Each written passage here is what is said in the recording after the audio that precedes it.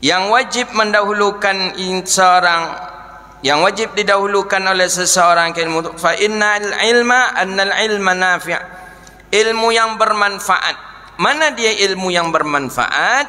Yusmiru khasyatan lillahi ta'ala wa mahabatahu. Tanda ilmu itu bermanfaat bahwa ilmu itu menghasilkan kita takut kepada Allah. Itu dia. Jadi kalau kita dapat ilmu itu, tahu kita bagaimana ilmu ini bermanfaat atau tidak. Mudah caranya. Bagaimana? Takut kita kepada Allah, berarti ilmu kita itu bermanfaat. Berarti takut meninggalkan salat, berarti ilmu kita bermanfaat.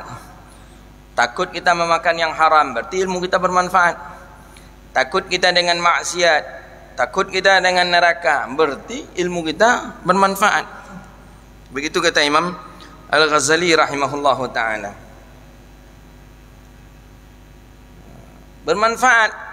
Bermanfaat untuk kita. Nah, maka disebutkan kalam hikmah Nabiullah Daud alaihi salatu wassalam, al-ilmu fis suduri kal misbahi fil baiti. Ilmu di dalam dada itu seperti lampu di dalam rumah. Kalau tak ada lampu dalam rumah, rumah tadi gelap. Masuk kita ke dalam rumah dan rumah itu tak ada lampu, gelap betul rumah itu. Maka begitu juga dengan dada kita. Kalau tak ada ilmu di dada kita, maka taubahnya seperti tak ada lampu di dalam rumah.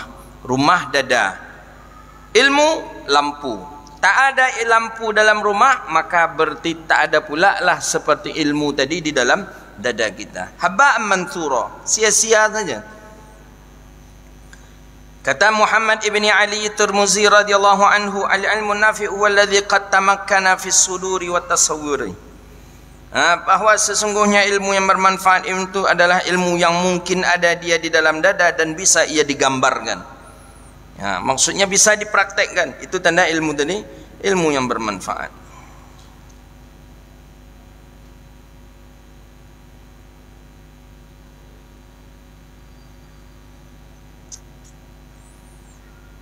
Kata Abu Muhammad ibn al-Abdul Aziz al-Mahdi radhiyallahu anhu, ilmu yang bermanfaat pertama ilmu waktu.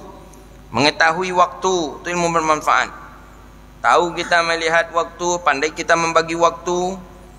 Kemudian ilmu untuk membersihkan hati, ilmu tasawuf. Kemudian ilmu zuhud daripada dunia. Kemudian ilmu yang mendekatkan kita kepada surga dan menjauhkan kita daripada neraka. Itu ilmu itu bermanfaat.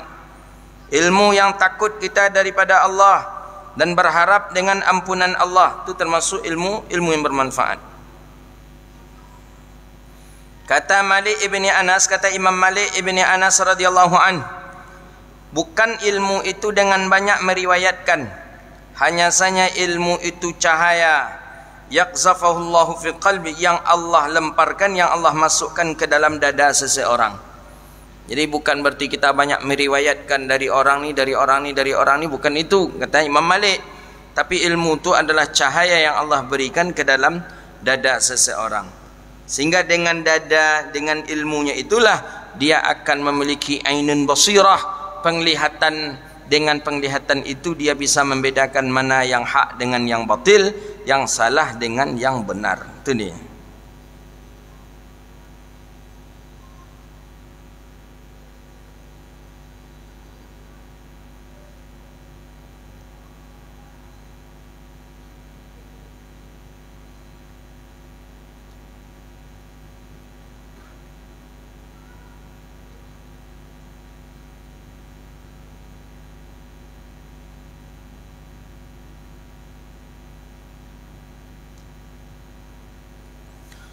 Kata Imam Junaid radhiyallahu ta'ala an, ilmu yang bermanfaat itu adalah ilmu yang mengenal engkau akan Tuhan engkau, mengenal ia akan Tuhan engkau dan tidak tahu engkau akan kedudukan engkau. Ya, awak ni macam mana kedudukan kita ni di hadapan Allah? Tak tahu. Banyak lagi kalam-kalam hikmah. Qala ta'ala, Allah Subhanahu wa taala berkata, Allah taala berfirman, innama yakhshallah min ibadihil ulama. Hanya saja orang-orang yang takut kepada Allah, min ibadihil ulama, daripada hamba-hambanya itu ulama. Wazalika anna man lam ya'rif haqqa ma'rifatihi lam yahabhu haqqa mahabbatih. Maka demikian bahawa siapa yang tidak kenal dia dengan haknya Allah, dengan hak mengetahuinya Allah, maka tidak akan Allah berikan hak untuk mengetahuinya.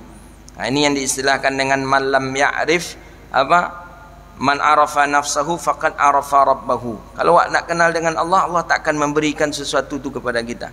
Walam yu'azzimhu haqqa ta'zimu wa hurmatih. Dan siapa juga yang tidak membesarkan Allah, maka Allah tidak akan memberikan kebesaran itu kepadanya. Fabil ilmi ya'rafu wa yu'azzim wa yuhabuh. Maka dengan ilmulah orang akan mengenal Allah, dengan ilmulah orang akan membesarkan Allah, dan dengan ilmulah orang akan mengagungkan Allah. Fasara, maka ilmu itu menjadi hasil akan ketaatannya keseluruhannya dan menjauhkan ia daripada maksiat. Maka ilmu tadi kullu habit taufiqi lillah. Masya Allah.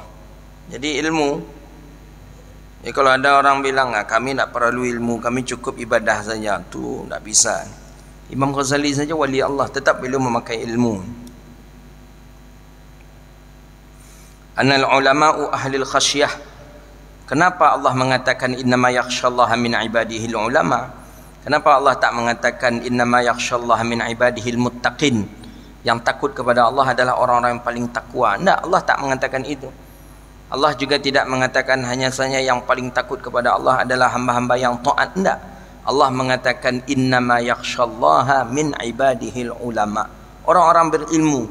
Kenapa? Annal ulama'a hum ahlul khasyah. Ulama itu memang orang-orang yang ahli khasyah. Orang-orang yang banyak takut kepada Allah itu dari kalangan ulama. Wa qala alladhina utul ilma. Banyak lagi warasikhuna fil ilm. Qur rabbi zidni ilma. Banyak lagi hadis, banyak lagi ayat-ayat yang mengatakan al ulama warasatul anbiya. Ulama itu pewaris para nabi. Pewaris para nabi. Apanya yang diwariskan daripada Nabi sallallahu alaihi wasallam adalah ilmu dan khasyah. Nabi orang yang paling kehati-hatiannya dengan Allah. Nabi kita Muhammad SAW orang yang paling takut dengan Allah. Maka diwarisilah oleh para ulama itu, mewarisi ulama akan Nabi SAW. Maka oleh kerana itu tak boleh para ulama menghinakan dirinya, karena dia adalah pewaris para nabi. Ada sebagian ulama dia tidak mau menghinakan dirinya di hadapan makhluk. Dia tak mau menghinakan dirinya di hadapan sesiapa pun.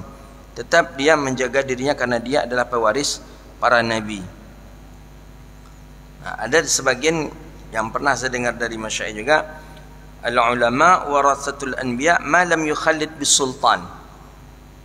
Bahawa ulama itu pewaris para nabi selagi ulama tadi tidak mengikut kepada sultan, pemerintah.